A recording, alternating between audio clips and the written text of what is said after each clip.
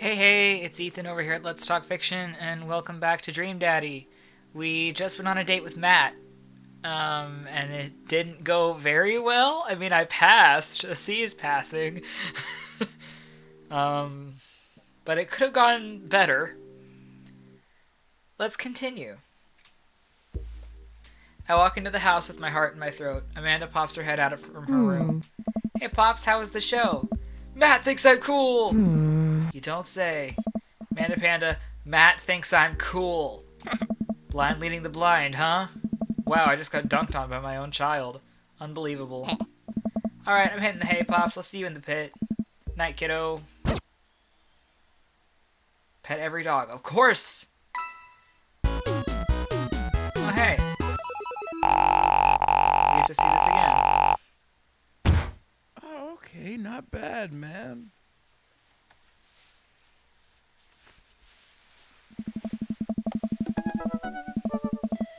While I'm doing my afternoon word jumbles, I hear the mail truck pull through the cul-de-sac. Oh no, I missed it. The nice mail person slides a couple letters and a large yellow envelope through the slot. It takes a couple tries for them to get it in. Hey, my coupons! I take a closer look at the large yellow envelope. I lightly knock on Amanda's door. She probably has headphones on. Amanda? She yells through the door.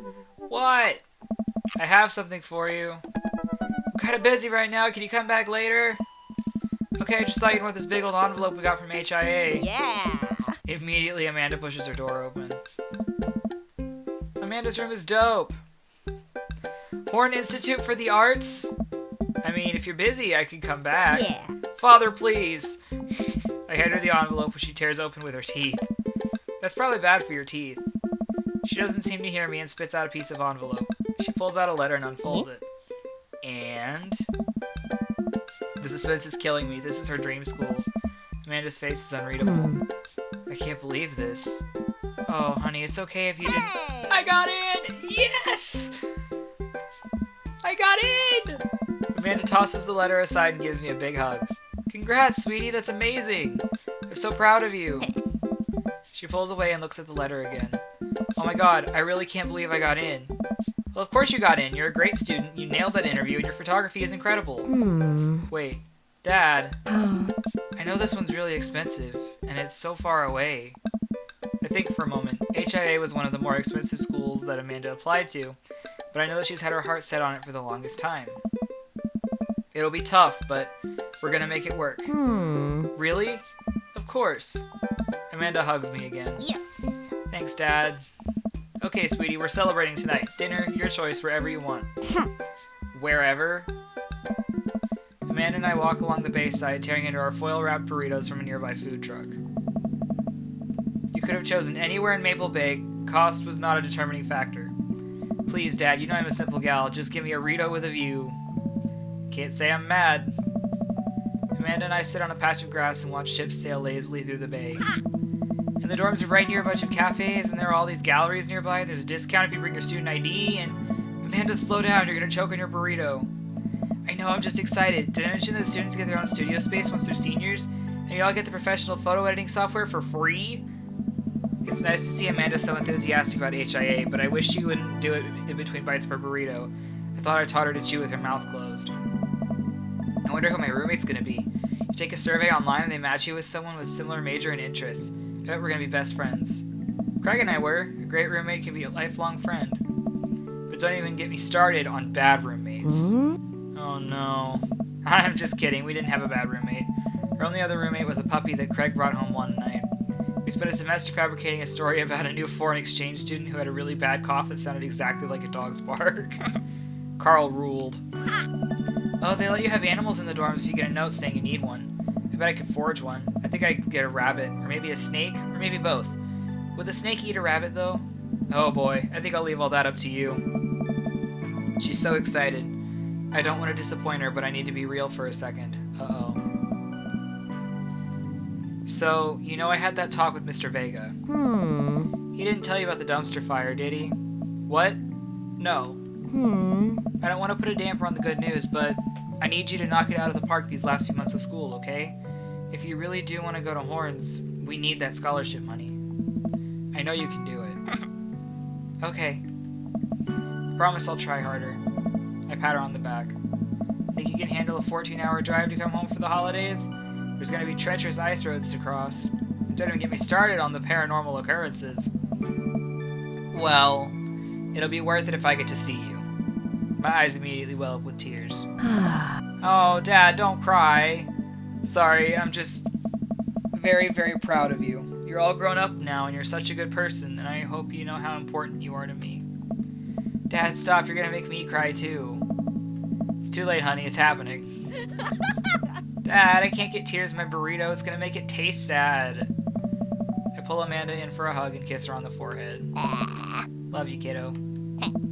Love you too, Pops. Aww. Welcome. You've got dads. Oh, Matt messaged me. Hey, Ethan, what are your feelings about poker? Beyond hardly knowing her. Poker? I hardly know her. I hardly know her? There it is. Well, good talk. Wait, I actually like poker. I just saw the joke and had to take the shot. Please, Matt, I'm a dad. I'm contractually obligated. No, I get that. Anyway, I've been playing weekly poker games and I figured I should send an invite your way. That sounds great. I love losing money. Cool, dude. See you soon. Lose that money! Matt invited me to a poker night at Joseph's house. I put on my going out coat and walk over. Across the way, I spot Matt, who's walking over from his own house. He's got a case of beer under his arm. Crap, I should have brought something. Hey, Hey, man. God, I love him. Crap, I should have brought something. No worries, man. It's your first time. Just bring a full wallet. How long have you guys been at this for? Years, buddy. Just a nice way to keep in touch with the guys. It's never really high stakes. Oh, the dudes are here! We pass through the fence enclosing Joseph's backyard. Craig, Brian, and Joseph hover around the patio, drinking beer and chatting. Robert sits in the corner, brooding as usual. Ethan, glad you could make it. So am I. I'm psyched to take all your money. Just like old times. Craig's the resident shark. We prefer the term person who's good at poker. I'm well aware. Craig's always been suspiciously good at poker. Are you still as terrible as you were in college? Tell the truth. I am still terrible at poker. My tell is a sustained, childlike giggle. There's no way you're as bad as Joseph. Joseph shrugs. This is basically my tithing. I'm giving back to the community. Wink. Wink. Plus, I'm happy to just sit here and eat all of Brian's snacks. Guess who brought pigs in a blanket? Oh. Not Craig. Hey, my chia seed and granola energy balls are just as delicious. Everybody laughs. Let's just get this game going. Do I actually have to play poker? Because I have no idea how to play poker. We all take a seat at the table and Matt starts dealing cards. The first couple rounds go by easily as I'm getting the hang of things. It's obvious that Craig is running the show here. Craig, how did you get so good at this? It's pretty easy. You just start getting a feel for everybody's tell. Like Matt will scratch his ear. oh, Hey! Brian adjusts his pants when he's trying to lie. Oh. Now, wait a second. Oh. And I think you just loudly announce to the whole room when you have a good hand. Yeah, yep, that's me. What's Joseph's tell? Everything. Literally everything. That man is an open book. He couldn't tell a lie if he tried. Well, at least I have God on my side. See, you can't even say that with a straight face. What about Robert? Honestly, the man's an enigma. Robert raises his glass of whiskey to us in a solemn salute. I think he'd wipe the floor with us if he actually tried. I'm just here because I enjoy the company. Robert pulls out his phone and stares at it. hey, yeah. Robert, is that a flip phone? Yeah. Yes. What, are you a drug dealer now? Hey, Yeah, what do you need? Horse, speed, Tijuana Johnny's? I can get you the street stuff easy, but if you're looking for something exotic or a designer, that's maybe 72 hours and a favor call, but maybe I won't need you today, maybe I won't need you tomorrow, but someday. Oh, I think I'm good. Right. But still, if you got the coin, I got the goods. I dropped my phone in the toilet, and this is a backup until I can get it replaced under warranty. Everyone murmurs their sympathies. We've all been there. We go back to playing. I really gotta stop eating these pigs in a blanket. Pigs in blankets? I don't know. Or pigs in a blankets. Pigs in blankets? I don't know. They're very good. I think there might be cheese in them. Oof, I don't know if I've got enough to raise you on this round. You can always bet your firstborn. Hey. If you think you can handle another one, be my guest. Briar and Hazel are a handful to say the least. Buddy, you think 3 kids is a handful? Try 4. I'm operating at 100% dad capacity at all times. Actually, it's technically 5. Christine saw a commercial for one of those dolls that poop and wouldn't stop asking for it. We ended up getting it for her for her birthday, but she's so grossed out by the fake baby poop that she makes me change his diapers. So now I'm changing a real baby and the fake baby. There's just a lot of poop in my household right now. Daisy got one of those a while back. One night I walked in on her after she tried to take the doll apart to see how the poop mechanism worked, and she couldn't put it back together and started crying. Poop everywhere.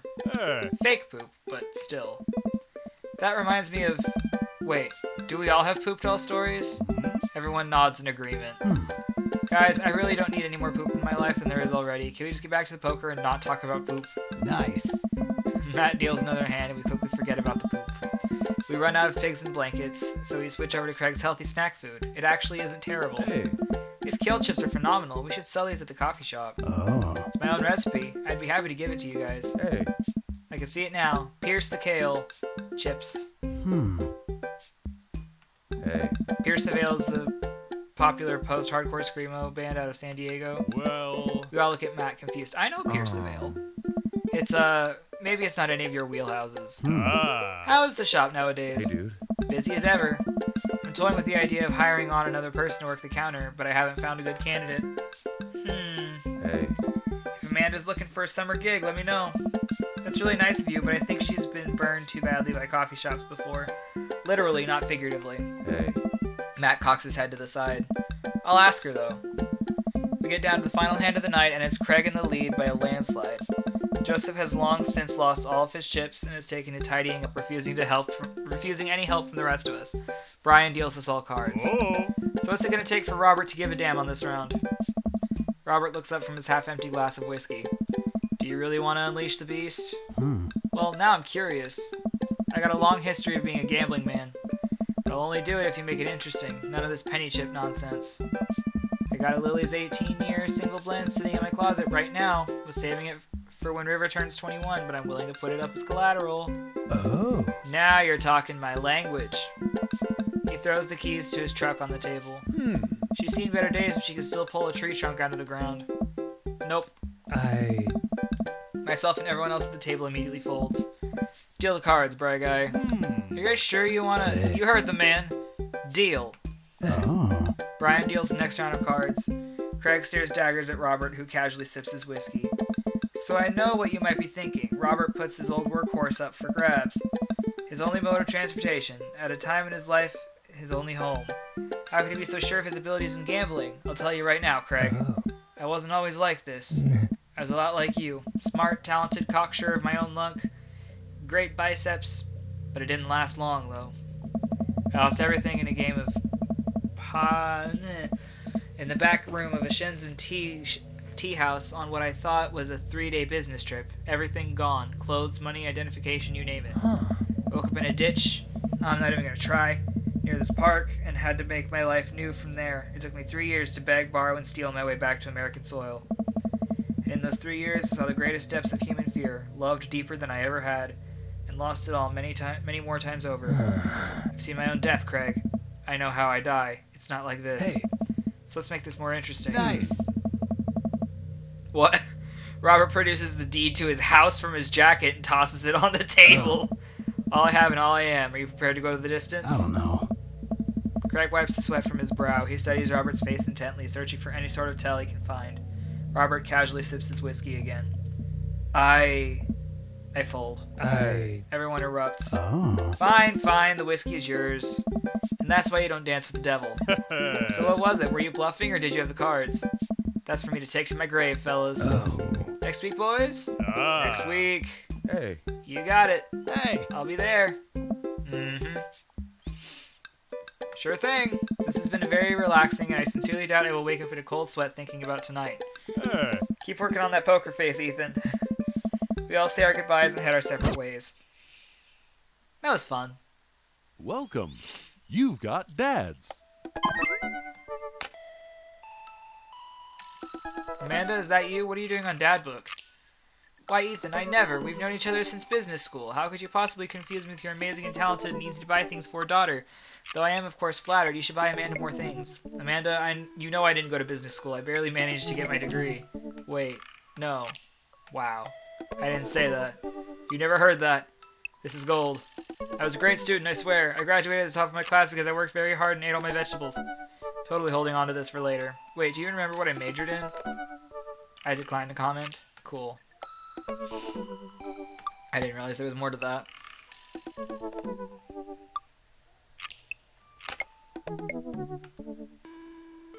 I want to keep talking to Matt.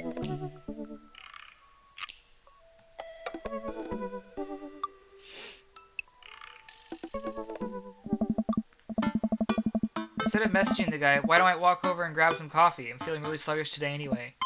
Amanda! Amanda sticks her head out of her room. Father! Want to go to the coffee spoon? Oh, so you get called cool once. Now you're the cool dad who hangs out at coffee shops and listens to neo-jazz and stuff? Amanda, are you going to bring your laptop and your leather-bound journal so you can work on your poetry anthology? Look, honey, do you want me to buy you coffee or not? Let me grab my laptop and my leather-bound journal. Oh, it's the dude! Amanda and I make the short walk over to the coffee spoon. This place is quiet today. Just a few people hanging out and reading books in the cozy little nooks. I walk up to the counter and see a familiar, pierced face. Hey, you were the dude I yelled at a bunch the other night. Amanda casts a sideways glance at me. He tried to sell me shirts. And who might you be, miss? This is my daughter, Amanda, the person I am a father to and am very protective of. An honor to make your acquaintance. My name is Pablo. Did I mention that I make Witch House music? I wouldn't call Witch House music, but okay. Aww. Piercing blow to my ego, though not one that will dissuade my need to impress you. My innate dad senses tingle. I am overwhelmed with a fatherly protective energy. I must do something to protect my child. Change the subject. Anyways, Pablo, I didn't know you worked here. Yeah, man, today's my first day. Matt's still training me. Ethan! Matt comes out from washing dishes in the back room to meet Amanda and I. He and I high-five as fellow cool people do. I see you've met my newest employee. At your service, although I'm only here until Vacant Veil starts their world tour. When's that?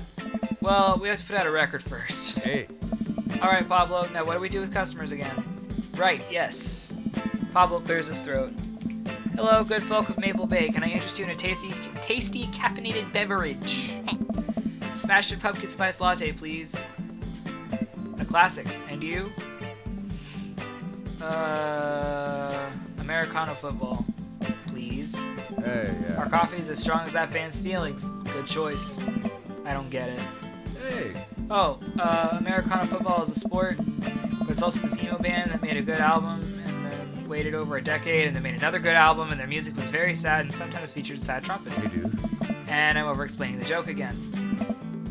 Coming right up. Pablo gets to work making our drinks while Matt observes him. Hey. He'll get the hang of it. For as goofy of a dude as he is, kid works hard. Hey man, that concert was a lot of fun. We should hang out again. Hell yes. Oh. I'm actually going to be done training Pablo in a couple of hours and was going to go record shopping. Want to come along? Absolutely. Hey. Pablo brings us our drinks and Amanda buries herself in her laptop. I spend my time sipping my drink and cracking jokes with Matt. Last time we hung out, he told me he had trouble hanging out with other people. And for some reason, he and I can talk and joke like old buds. It's weird. I feel really comfortable around him. Good. Once Matt feels comfortable leaving Pablo on his own, I say goodbye to Amanda and we start walking to the record store. Hey. You ever been here before? No. I mean, we have a record player sitting in the living room, but all I have are 2 copies of Frampton Comes Alive. Oh. Oh, this should be fun then. We're gonna find you some good stuff. The walls of the store are packed with posters, artwork, stickers, and records. A few people mill around, flipping through milk crates of albums. Some indie band is playing through the speakers. It's a nice vibe. So, why do people still buy records? Isn't it kind of outdated at this point? Hey, dude. There's a lot of people who will try to tell you that vinyl sounds warmer or more true to the artist's intent, but I really think it's just nice to collect records. Oh. It's cool that in this day and age we have just about every song ever created available instantaneously on our phones. At there's something about holding an album and getting to see the artwork in your hands that I'll always love. Hey. That's why I try to get as many of the records that I love in physical form as possible. Remember when we were kids, we would have to wait around by the radio with the cassette tape so we could record our favorite songs? Hey. It made each listen really special, and mixtapes were even cooler because of how much work they took.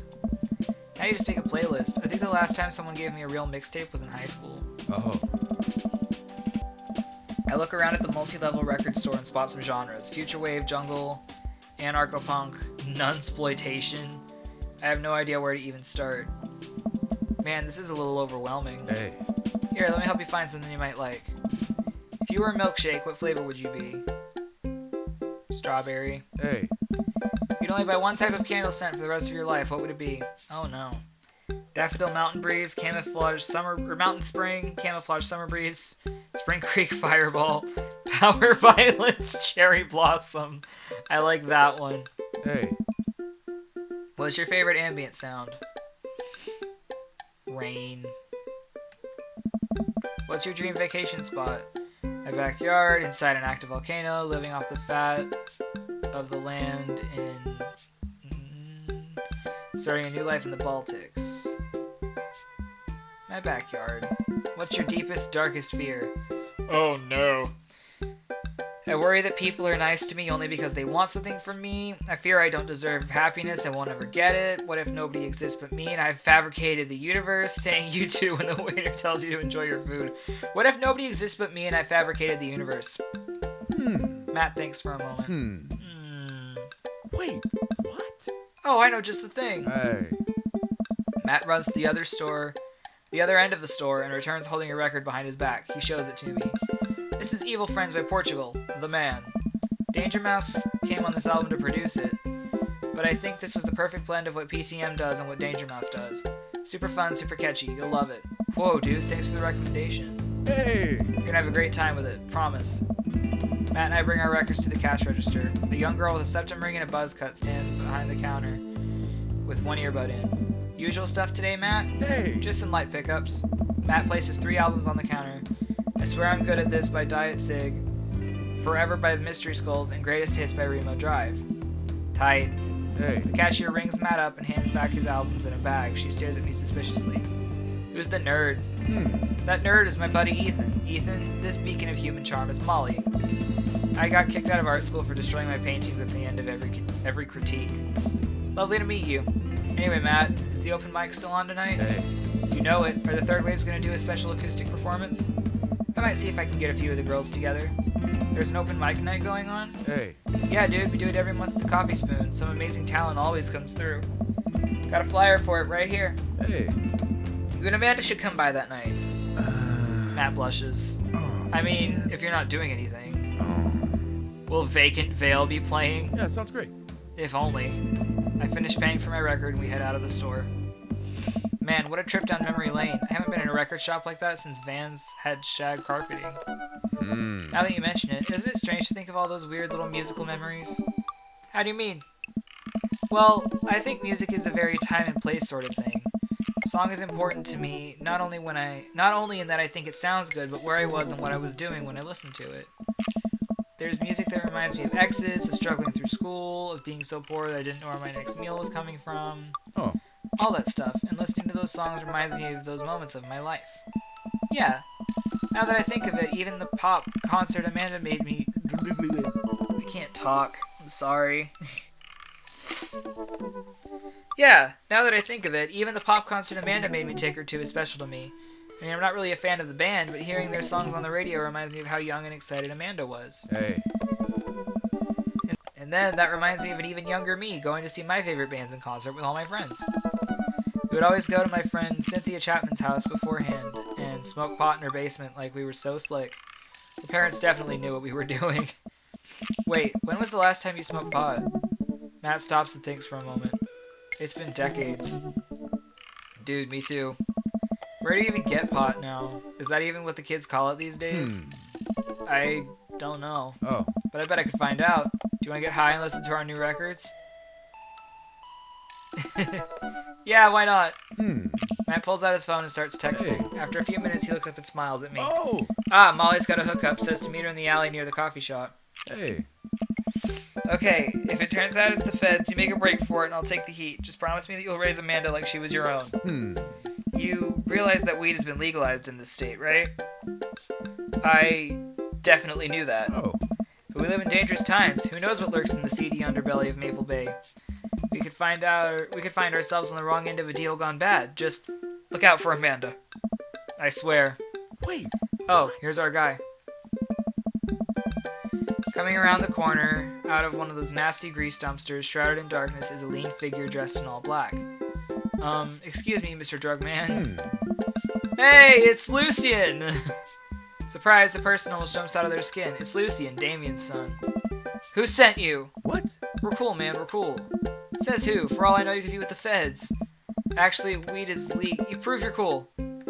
What? I need to know that you're down or I bolt.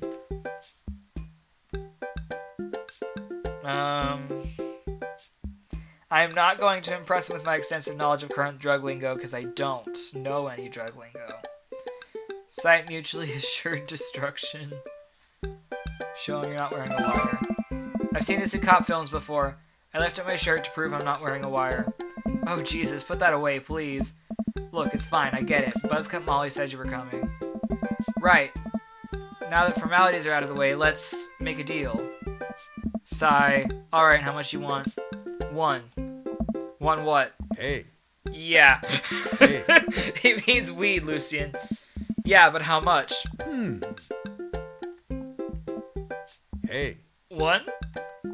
Oh my god. Look, here, take this and give me $10. Just don't tell my dad. And let's all forget this ever happened. Oh. I won't tell your dad if you don't. Lucian hands me a baggie of something and disappears down the alleyway. I open it and take a deep whiff. Smells like genuine drugs. Yes, sirree. Hey. That went smoothly. Yeah, we should get off of public property before we smoke this. Hey. Great idea. Let's head back to my place, yeah? Oh, shit. Oh, shit. We're going to Matt's house. Matt and I walk to our cul-de-sac and stop at a gas station on the way to buy rolling papers and soda. I feel like I'm 16 again. Carmencita's having a sleepover tonight, so that gives us all the time we need to do drugs. Hey. Awesome, let's do some drugs. Matt pulls one of the records out of his bag and puts it on for us. I plop down on a comfy leather couch and look around his place. There are a bunch of band posters and his record collection takes up an entire wall. Whoa, what a collection. Hey, yeah. Been collecting my whole life. It was nice to finally get them all in one place after being on the road for so much of my life. Had to ask my parents to hold on to them for me. Matt sits down next to me and we lay the marijuana drugs out on the coffee table. Do you want to do the honors? Please, it's your house. Hey. If you say so. Huh? Matt pulls out some rolling papers and sprinkles some of the beatnik tobacco onto a piece. He starts rolling it back and forth and the paper breaks almost immediately, spilling drugs all over the couch. Hey. Never was too good at this. Hey. Matt tries again and is successfully able to roll a nice-looking weed cigarette. He hands me a lighter and the blunt, I think, and I take it. Well, let's smoke some of that gateway drug. I don't know if that's what people call it. I light the joint and inhale deeply. This is not what I remembered. It's been a while, though. Maybe pot drugs have just gotten more potent since the last time I smoked. I pass the joint to Matt and cough a little bit. Should it sting this much, or am I just a baby? Huh? I don't know. I don't do drugs. I have never done drugs in my life. I have no idea what weed is like. Matt takes a hit and his eyes go wide. That's not weed. Oh god. Hey. Did we develop a taste for meth? No, it's... Matt takes another hit and winces. Oh. Yeah, this is oregano. I sniff the air. Yeah, that would definitely explain why it smells like a pizza place in here. That little punk ripped us off. Hey. Oh well, we can still relax and enjoy the music sober. You know what? You're right. Hey. We sit and listen through the Diet Sig album that Matt bought, which is catchy as hell. I look around the room again and see photos of Carmencita growing up. I spot a young woman with a huge smile in one of the pictures with the two. Who's that? Oh, that's Rosa. I don't know if I should. She was Carmencita's mother. She died when Carmencita was young. I'm sorry to hear that. Amanda lost Alex at a young age, too. I can understand how hard that must have been. I look around again, spotting a framed gig poster hanging on the wall. On it, there's an illustration of Matt and Rosa surrounded by flowers. The cursive lettering reads, "Stillness the Dancing." Looks like they played the Soundgarden over a decade ago. Were you two in a band together? Oh. Yeah, that was the reason I was touring so much when I was younger. We traveled the whole country in this rinky-dink little van. It was hard to start, but once we started gaining notoriety and seeing how much our songs meant to kids, it was just incredible. Wow, that seems like a life only some people only dream of. Oh. It was, and it was difficult at the same time. I couldn't have done it without someone by my side. Rosa and I knew that we couldn't do it forever. The long hours on the road, missing your family, sleeping in the van, all that stuff. Hey. So once she became pregnant with Carmencita, we put down roots in our favorite town to play in, right here. Since she was a kid, Rosa always had a dream to own a quiet little coffee shop. She died before it opened. I'm so sorry. Oh. Don't be. I'm not really sure what to say. I couldn't possibly count the number of times I told people the same thing after Alex died. Oh.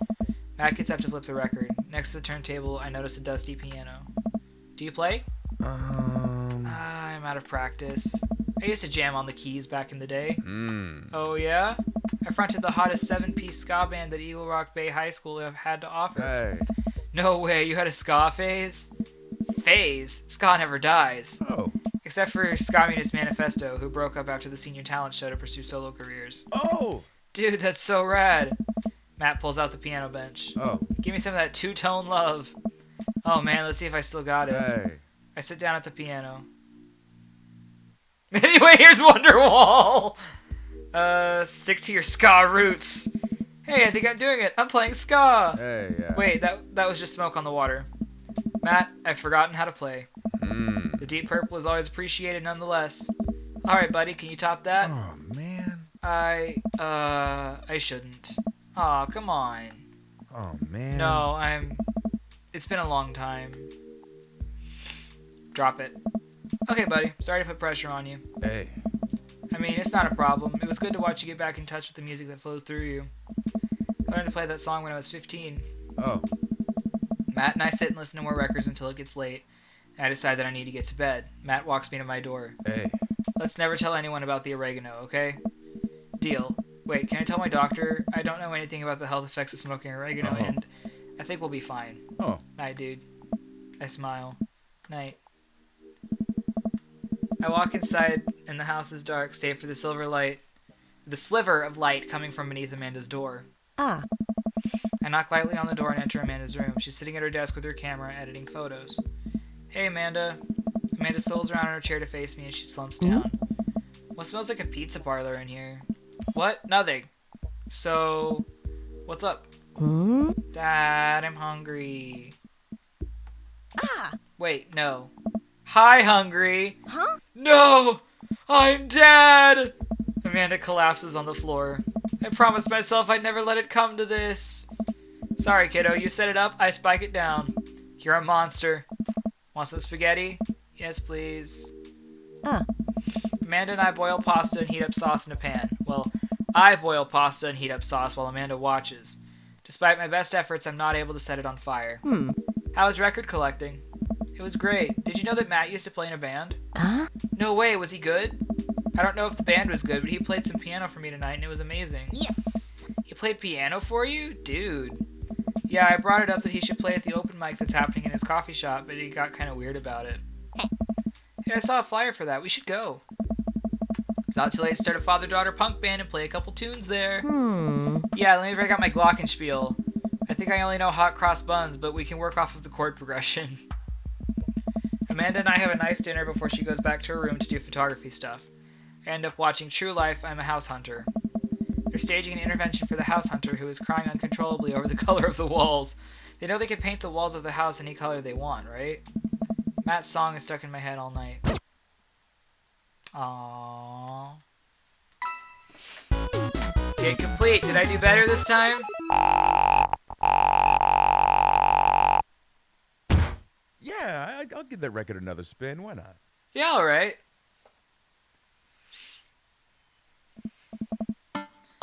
Well, I think I will leave that one there.